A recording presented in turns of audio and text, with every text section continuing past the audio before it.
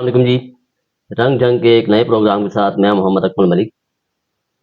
आज हमारे साथ बहुत ही अहम शख्सियत जंग की member Punjab bar council Chaudhry Mushtaq साहब। चौधरी साहब क्या हाल है सर? ठीक ठाक हैं? बिल्कुल ठीक हूँ अल्हम्दुलिल्लाह। आज हम चौधरी साहब से अदालती मामलात पर भी बात करेंगे। जंग में अदालतों के हवाले से, कानून के हवाले से, बार काउंसिल्स के किरदार पर और सब बार एसोसिएशन के किरदार पर भी बात करेंगे और देखेंगे कि जंग में जो हमारे केसेस हैं वो इतने ज़्यादा पेंडिंग्स क्यों आ रहे हैं, वो क्या मसाइल हैं जिनकी वजह से, और कानून पर भी यकीनन बात करेंगे और किसी हद तक कुछ ना कुछ बात चौधरी साहब से सियासत पर भी करेंगे। चौधरी साहब, हम अगर जंग को देखें, पंजाब की और तकरीबन हाई कोर्ट्स की और सुप्रीम कोर्ट्स में तो बहुत ज़्यादा केसेस पेंडिंग हैं। वहाँ पे सूरत हाल ये सामने आती है कि वहाँ पे उमूमन सियासी केसेस बहुत ज़्यादा लगे होते हैं, लेकिन अगर हम नीची अदालतों में आए यानी कि सेशन कोर्ट की हद तक आए तो यहाँ पे इतने ज़्यादा सियासी केसेस नहीं होते। लेकिन इसके बावजूद भी यहाँ पर बहुत सारे केसेस ऐसे हैं जो पेंडिंग चले आ रहे होते हैं, उनकी तादाद बहुत ज़्यादा है। तो क्या समझते हैं आप कि क्या उनका प्रोसीजर ऐसा है या क्या ऐसी वजूहात है जिनकी वजह से वो केसेस ज़्यादा अरसा तक मौजूद रहते हैं और मजीद केसेस की तादाद बढ़ती चली जाती है? थैंक यू अकमल साहब, आपने मुझे मौका दिया रंग जंग पे बात करने का। मैं आपका इंतहाई मशकूर हूँ। जहाँ तक जंग में केसेस पेंडिंग की बात है, तो केसेस जो हैं अमूमन अदालतों में दो किस्म के केसेस होते हैं, एक फौजदारी और एक सिविल। तीसरा वो भी एक तरह से सिविल से रिलेटेड होता है, वो ज्यादातर रेवेन्यू केसेस होते हैं, जो जमीनों के केसेस हैं जैसे। तो जहां तक फौजदारी केसेस का ताल्लुक है, तो इसमें सबसे बड़ा अलमिया जो मैं समझता हूँ वो ये है कि हमारा कानून मौजूद है कि अगर कोई एफआईआर होती है तो विद इन 30 डेज उसका चालान अदालत में आना है।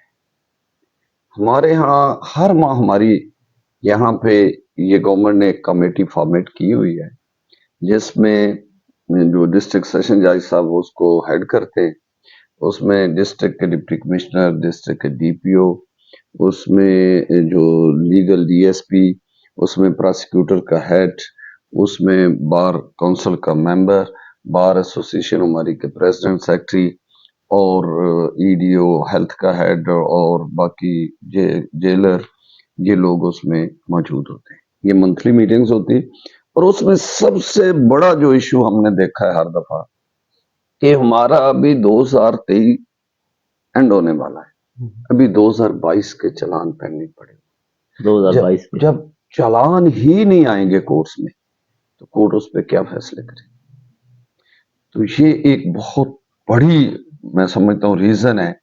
अदरवाइज अगर चालान इन टाइम आ जाए, अब वहां बड़ी डिस्कशन होती है, वो कहते हैं जी इन्वेस्टिगेशन में पेंडिंग है, कोई किसी वजह से पेंडिंग है।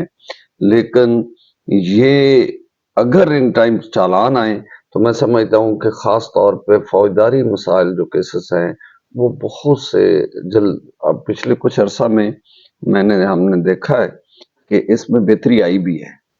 अब आपको 2-3 साल के जो फौजदारी के इम्पोर्टेंट केस हैं ऑलमोस्ट वो डिसाइडेड है 2-3 साल पुराने। तो लेकिन अगर ये इसमें महकमा पुलिस और प्रोसिक्यूशन डिपार्टमेंट दोनों अगर इस मसले पे खसूसी तवज्जो दें तो मैं समझता हूँ कि ये 1 साल के अंदर अंदर सारे केस फौजदारी के निपटाए जा सकते। जिस तरह भी चॉइस अब आपने बात की, तो अगर हम इनको दो हिस्सों में रख के देखेंगे, फौजदारी की तरफ और सिविल की तरफ, तो आप क्या समझते हैं कि जो प्रोसिक्यूशन सिस्टम है, क्योंकि आप सीनियर कानूनदान भी हैं, आप मेंबर पंजाब बार काउंसिल भी हैं, यकीनन आपका कानून साजी में भी अमल दखल है, तो जो प्रोसिक्यूशन का प्रोसीजर है, क्या आप सकते हैं उसमें मसाइल हैं या पुलिस के साथ कुछ मसाइल है, मतलब इस किस्म के क्या ऐसे मसाइल हैं? और सिविल की तरफ भी क्या आप समझते हैं कि जो कवानीन है वो मौजूद है या अदालतों की कमी है? इसमें ये 3 फैक्टर्स हैं, इनमें से आप ज़रा कुछ तफसील बताइएगा। प्रोसिक्यूशन में मैं समझता हूँ कि कोई कानूनी पेचीदगियां इतनी ऐसी नहीं है।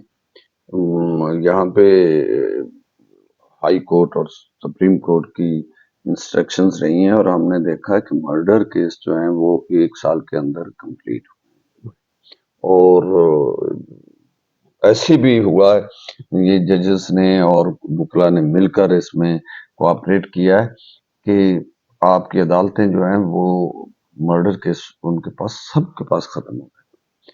कानूनी पेचीदगी मैं नहीं समझता, प्रोसिक्यूशन का कोई इशू नहीं है, लेकिन इसमें प्रोसिक्यूशन एफिशिएंट जो लोग हैं वो एफिशिएंसी से काम करें।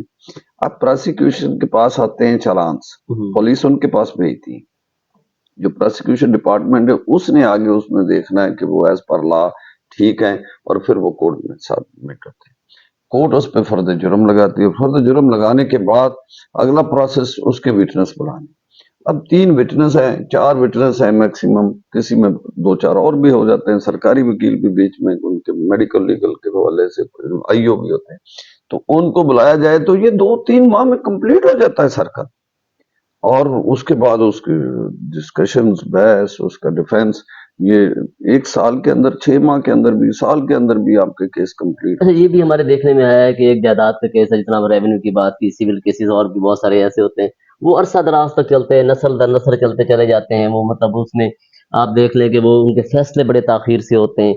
तो इस हवाले से आप क्या समझते हैं कि वहाँ पे कानून में ऐसी गुंजाइश है, या वकला उसको जो है ऐसे हिसाब से डिले करते हैं कि और ऐसे मामला आते हैं, वो क्या वजह है मतलब रेवेन्यू के केसेस जो हैं ये प्योरली डिपेंड करता है रेवेन्यू ऑफिसर्स पे।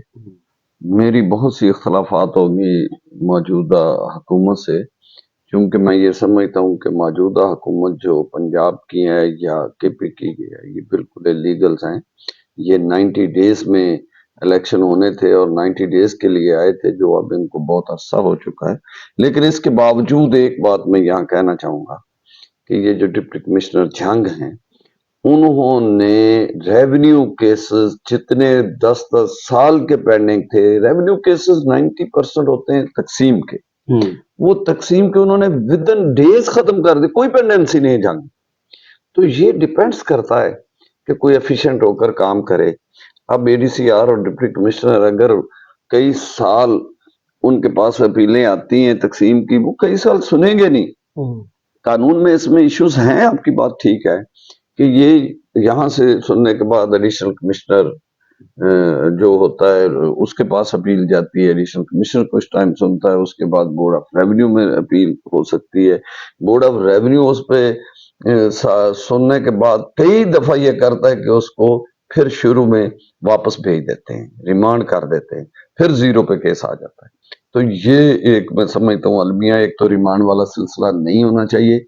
केस जो है जब इतनी स्टेप्स से जाकर ऊपर जाए तो उनको फाइनल डिसीजन आने चाहिए, और अगर जो जिस भी कोर्ट पे है, अगर वो कोर्ट उसको पेंडेंसी उसको लिंगर ऑन ना करे, मैं ये समझता हूँ कि लोग वकला पे बात करते हैं।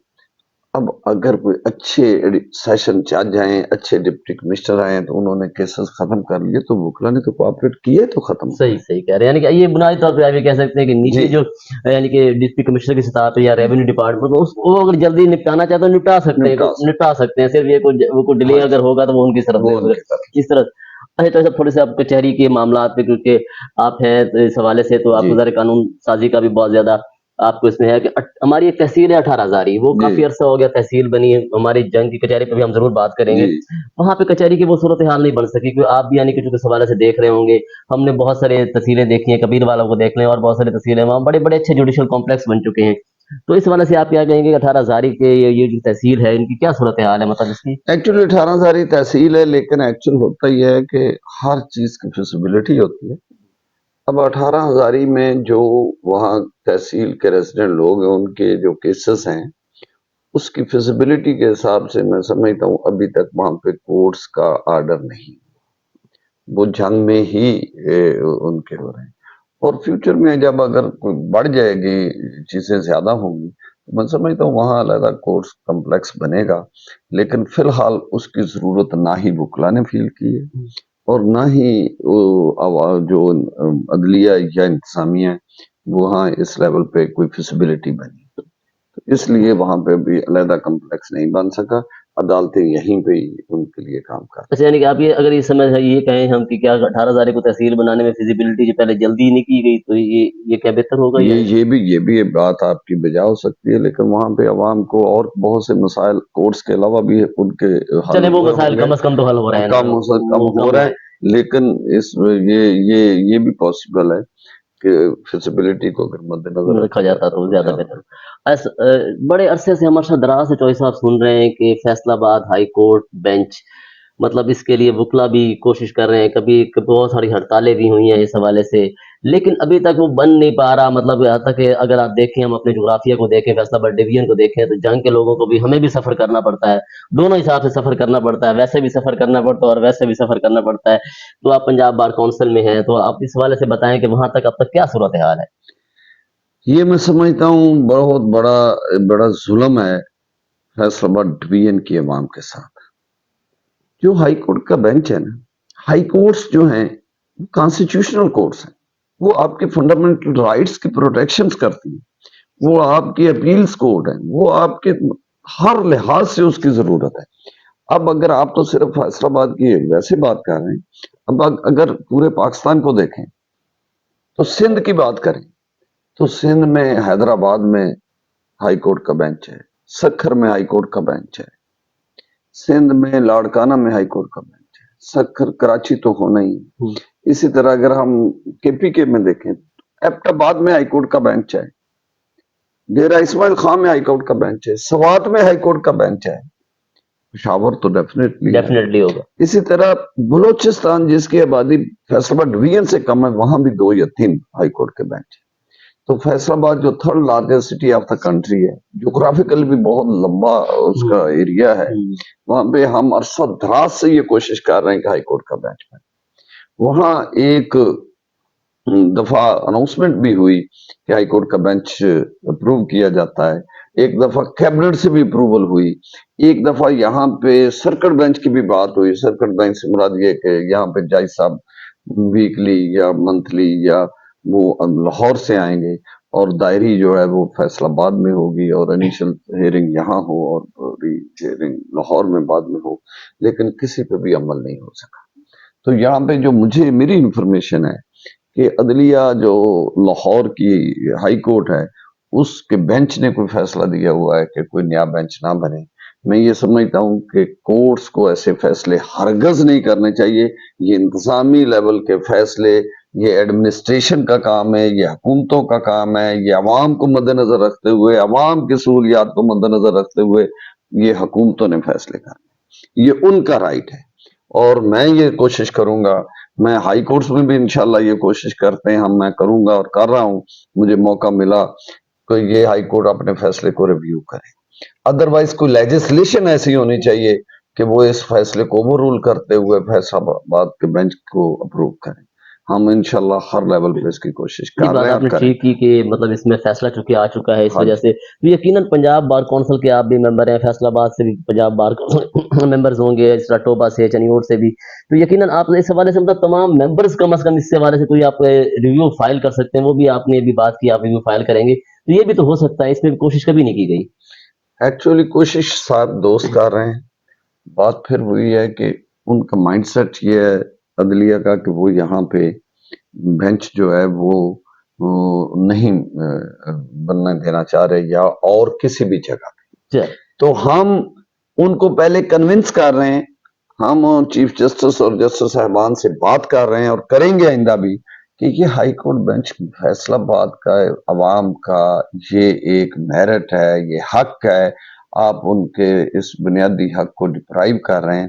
جب کنونس ہونے کے بعد پھر ہم لیگل ایکشنز کی طرف جائیں۔ تو جی اچھی، اب سر ہم ذرا جنگ کچہری کی طرف آتے ہیں، تو آپ کیا سمجھتے ہیں جنگ میں جتنی عدالتیں ہیں، آپ ان کے کمروں کی صورتحال سے اور اس حوالے سے مطمئن ہیں، یا اس میں آپ سمجھتے ہیں کہ بہتری کی گنجائش بھی ہو سکتی ہے؟ کیونکہ ہم نے دیکھا کہ آپ دیکھیں جتنی بھی عدالتیں ہیں، سول جج کی عدالت کے پاس چلے جائیں اور ججز صاحب کی عدالتوں میں دیکھیں، کمرے بڑے چھوٹے چھوٹے سے ہیں، عدالتیں بڑی کم ہیں، ججز بھی میرے خیال میں کچھ، تو اس حوالے سے کیا کہیں گے یہ آپ؟ آپ نے بہت اچھا سوال کیا ہے۔ یہ جو کچہری ہے، یہ پاکستان بننے سے پہلے کی کچہری ہے، اور یہاں پہ بہت ہی بری حالت ہے، مخدوش حالت ہے، کمرے تو کم ہے ہی ہیں، ایون بارش ہو جائے تو یہاں تو 4 فٹ پانی ہوتا ہے اور لوگوں کو جانا مشکل ہوتا ہے۔ تو میں جب ممبر پنجاب بار کونسل بنا تو میں نے سب سے پہلے اس مسئلے کو ٹیک اپ کیا۔ میں چیف جسٹس امیر بھٹی صاحب کے پاس گیا، جو بھی موجودہ ہیں، میری ان سے میٹنگز ہوئیں، میں نے ان سے بات کی کہ یہ میرے ساتھ میرا جنگ کے پریزیڈنٹ حیدر نانگا صاحب تھے اس وقت، وہ اور کیبنٹ کے باقی دوست بھی تھے۔ تو ہم نے ان سے بات کی, انہوں نے کہا جی یہ کچہری نہیں بننی چاہیے, میں بالکل اس کے حق میں اور میں آپ کو سپورٹ کروں. پھر ہم نے اس پہ ریسرچ کی تو یہ گوجرا روڈ پہ جو بائی پاس سے پہلے یونیورسٹی کو جگہ ملی ہوئی تھی, اور یونیورسٹی وہ بھی ایک میں سمجھتا ہوں بدقسمتی تھی کہ وہ یہاں سے شفٹ کر دے گی چناب کالج کے اس پہ بھی ساتھ. تھوڑی سی آپ سے بات تو کریں گے. جب وہ وہاں شفٹ ہوئی تو یہ جگہ کوئی آلموسٹ 452 کنال یہ جگہ یہاں پہ موجود تھی. تو یہ قریب 3 شہر کے تھی اور مناسب جگہ پہ تھی. تو ہم نے اس جگہ کو پرپوز کیا اور الحمدللہ لکیلی بورڈ آف ریونیو میں اس وقت یہاں پہ ڈپٹی کمشنر رہ کر گئے نیاز صاحب, وہ وہاں پہ ممبر تھے اور وہ اس ساری سچویشن کو جانتے تھے. ود ان اے ویک اس کی اپروول لی. یہ جگہ ہائی کورٹ یا جوڈیشری کے نام اس کا انتقال ہوا. اس کے بعد ہم نے یہاں پہ پچھلے 1 سال پہلے اس جگہ پہ جا کے اناگوریشن بھی کی. پھر ہم نے PC1 بنوا دیا. اب PC1 بن کر ہائی کورٹ کے چیف جسٹس صاحب کی طرف سے پنجاب محکمہ پنجاب کا جو CNW اس کے پاس جا چکا ہے, اور میں امید کرتا ہوں کہ اس سال اس کا بجٹ ریلیز ہو کر اس کے ٹینڈرز ہو جائیں گے. اور اگر ٹینڈرز ہو گئے تو اٹ ول ٹیک ہارڈلی کوئی 1 سے 1.5 سال 2 سال اس کو کمپلیٹ ہونے میں, کیونکہ ہم نے دیکھا ہے پچھلے 1-2 سال میں 2-3 جگہ نئے جوڈیشل کمپلیکس کے ٹینڈر ہوئے جو ود ان 1 ایئر کمپلیٹ ہوئے. تو اس کا کوئی 3 ارب پلس کا بجٹ پرپوزڈ ہوا ہے. یہاں پہ جو ججز کی کالونیز بھی جائیں گی, جہاں پہ کورٹس آنے والے 100 سال کے لیے پلانڈ ہیں. یہاں پہ وکلا کے چیمبرز کے لیے جگہ ہے, وہاں پہ پارکنگ کے لیے جگہ ہے, بہت یعنی کہ ایک اچھے انداز سے بنے. اچھا, اس میں بھی تھوڑا سا جاوید صاحب یہاں سے 1-2 سوال میرے ذہن میں اور بھی آ رہے ہیں. ایک تو یہ ہے کہ وکلا میں بھی یہاں ہم نے یعنی کہ سننے میں آ رہا ہے کہ ڈویژن ہے, کچھ وکلا کا خواہش ہے کہ وہ ادھر نہ شفٹ ہوں اور کچھ کا ہے کہ وہاں چلے جائیں. تو ایک مجھے اس حوالے سے بھی بتائیے گا تھوڑا سا کہ یہ کیا صورتحال ہے اس کو. اور دوسرا کافی عرصے سے ہم سننے میں آ رہا تھا کیونکہ آپ کے وکلا کی ویلفیئر کے لیے آپ بھی کام ساتھ ساتھ کر رہے ہوتے ہیں, تو وکلا کالونی کی آوازیں کافی دنوں سے سننے میں آ رہی تھیں, اس کی کیا صورتحال ہے, وہ کیا صورتحال ہے اس میں, یہ دونوں چیزیں بھی ذرا جی, یہ بتائیے. دونوں باتوں کا میں بتاتا ہوں. پہلی بات تو یہ ہے کہ جب یہ کالونی کے لیے جگہ پرپوز ہوئی تو ہمارا جنرل ہاؤس کا اجلاس ہوا. تو اس اجلاس میں ٹیکنگ اوور نئے پریزیڈنٹ نے ٹیک اوور کرنا تھا اور پرانے ضیاء قاسمی صاحب صدر تھے. تو انہوں نے یہ ہاؤس میں بات رکھی تو ہاؤس نے یونانیمسلی اس کو اپروو کیا اس جگہ. وہ جو ہاؤس کی قرارداد ہے وہ بھی ساتھ لگی ہوئی ہے اس کے ساتھ. دوسری بات یہ ہے کہ چونکہ اب میرے گھر سے یہ پرانی کچہری جتنی قریب ہے, جتنی مجھے سوٹ کرتی شاید کسی کو بھی نہیں, لیکن ہم نے بات کر رہی اجتماعی مفاد کی, ہم نے بات کر رہی فیوچر کی, ہم نے پلان کرنا آنے والے دنوں کا. تو آنے والے وقت میں موٹر وے روڈ پر, وہ دیکھیں گوجرا روڈ کو میں سمجھتا ہوں, کہتا ہوں موٹر وے روڈ, اس روڈ پر شہر جو سیٹلائٹ ٹاؤن سے 1 کلومیٹر کے فاصلے پر یہ انتہائی مناسب جگہ ہے. اور اس کو میجورٹی ہمارے دوست جو ہیں وہ قبول کریں گے, اس میں کوئی شک نہیں. یہ بڑا مشکل ہوتا ہے کہ دوستوں نے یہاں عرصہ دراز سے اپنے چیمبر بنائے ہوئے ہیں, عرصہ دراز سے انہوں نے ایک انویسٹمنٹ کر کے یہاں بیٹھے ہیں, تو یہ ایک ہجرت کرنی ہے, یہ شفٹ ہونا ہے دوسری جگہ, لیکن یہ آنے والی نسل کے لیے, اپنے شہر کے لیے, اپنے لوگوں کے لیے, فیوچر کے لیے ہم یہ قربانی دینا چاہ رہے ہیں, اور ہم اس کو انشاءاللہ کمپلیٹ کروائیں گے بہت جلد. دوسرا سوال آپ نے کیا تھا کالونی کے حوالے سے, اس کے ساتھ جگہ پڑی ہوئی ہے کالونی کے سلسلے میں. کالونی کی بھی میں ایک بات بتاؤں, اس میں بھی ہم نے بڑا ورک کیا تھا.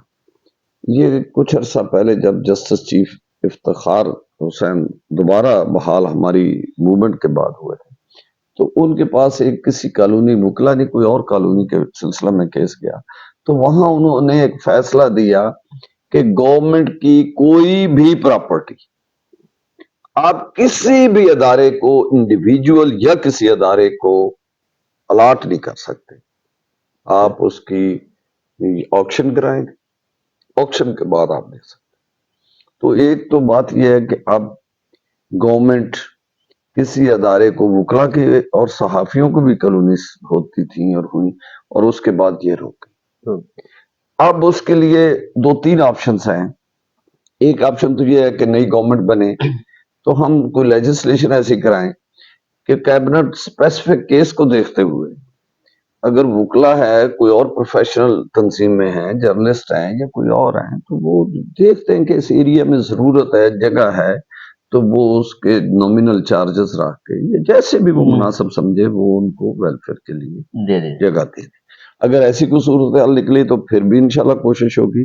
अगर ऐसी ना हुई तो यही यहाँ पे जगह कोई 1000 कनाल के करीब ये बाईपास के साथ पड़ी हुई हैं। हम कोई प्लान करेंगे इंशाल्लाह कि हम ऑक्शन में लेकर, जैसे डीएचए वाले क्या करते हैं, गवर्नमेंट से ऑक्शन पे लेते हैं, लोगों से खरीदते हैं, लेकिन वो जब उसको डेवलप करते हैं तो वो उसके कमर्शियल जो साइट्स हैं वो बेचकर उसकी कास्ट और डेवलपमेंट पूरी कर देते हैं और अपने लोगों को फ्री में दे देते हैं।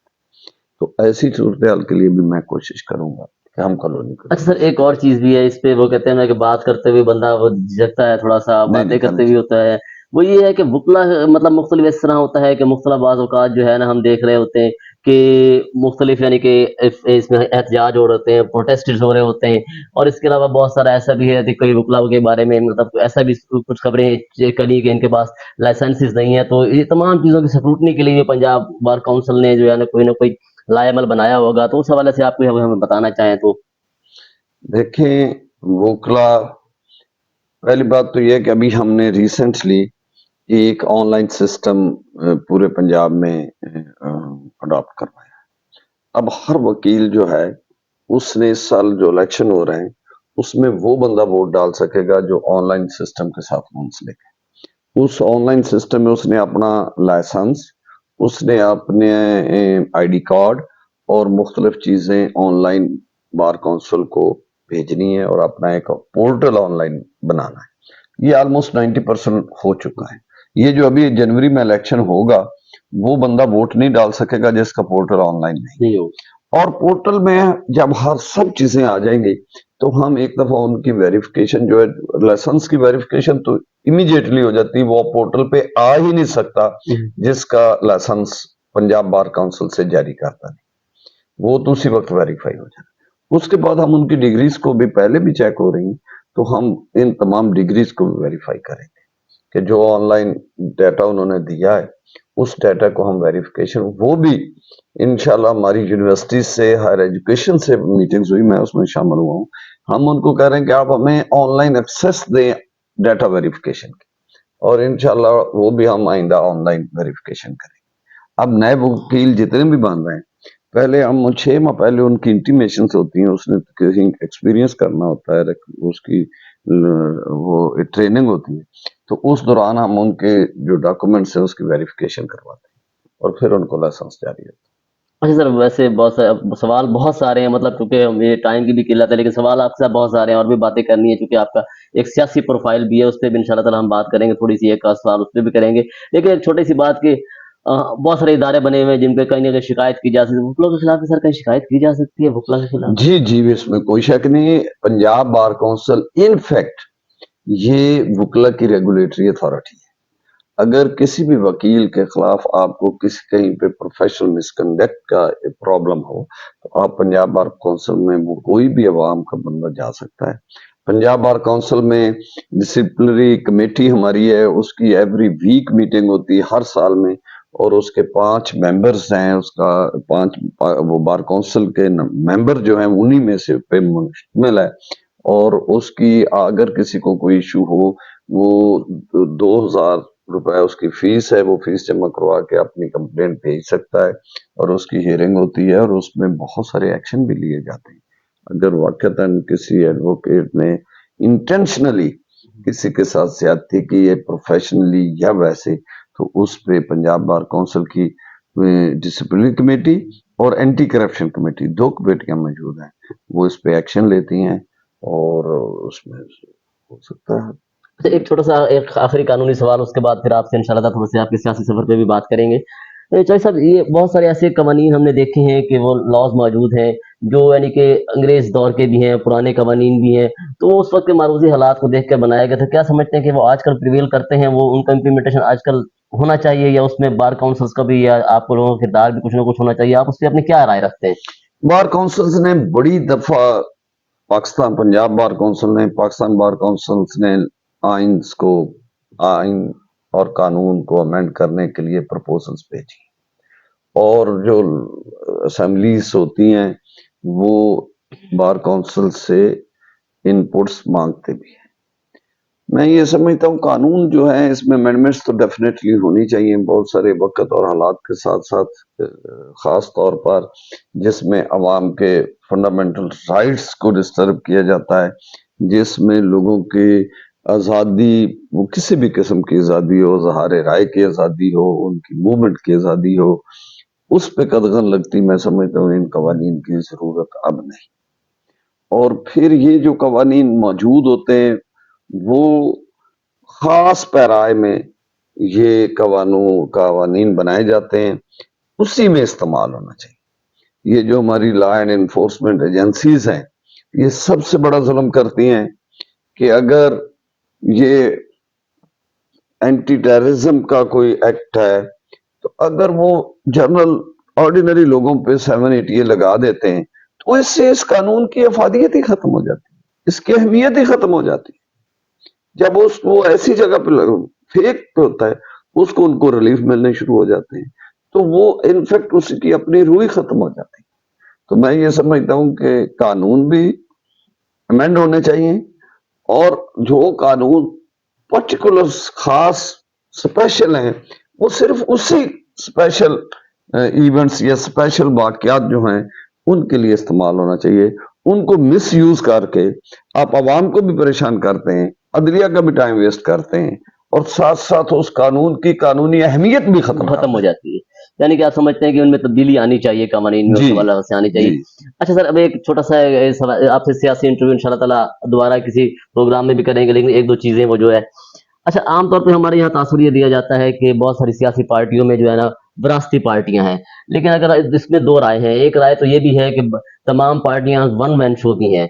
तो आप इस हवाले से क्या समझते हैं कि तकरीबन आपकी पार्टी समेत, यानी कि पाकिस्तान तहरीक इंसाफ समेत और दीगर पार्टियां ये वन मैन शो भी हैं, तो और उनमें तो आप देखें कि मतलब अगर उनकी तरफ ये है तो वहां भी आपकी तरफ भी वन मैन शो है। तो ये तमाम चीजें भी अगर इसको देखें तो ये क्या, इसे जमहूरियत कहा जाता है, क्या कहते हैं मतलब ये? नहीं, ये बहुत अच्छा सवाल आपने किया है। पहली बात तो मैं ये बताऊं कि ये जो मौजूदा सिचुएशन है और जो इस वक्त इंट्रा पार्टी इलेक्शन हुए, उसने पहली दफा ये पाकिस्तान में साबित कर दिया है कि पाकिस्तान में कोई ऐसी सियासी पार्टी है जो वन मैन शो नहीं, जो मरूसी पार्टी नहीं। अब अवाम किसी को बहुत चाहते हैं तो उस पे तो किसी कोई कदगन नहीं लगा सकता। अब मैं आपको एक बात बताऊं, मैं जब member Pakistan Punjab bar council बना तो मेरा किसी पार्टी के साथ ताल्लुक नहीं था, तो मैंने हमेशा रूल ऑफ लॉ की बात की।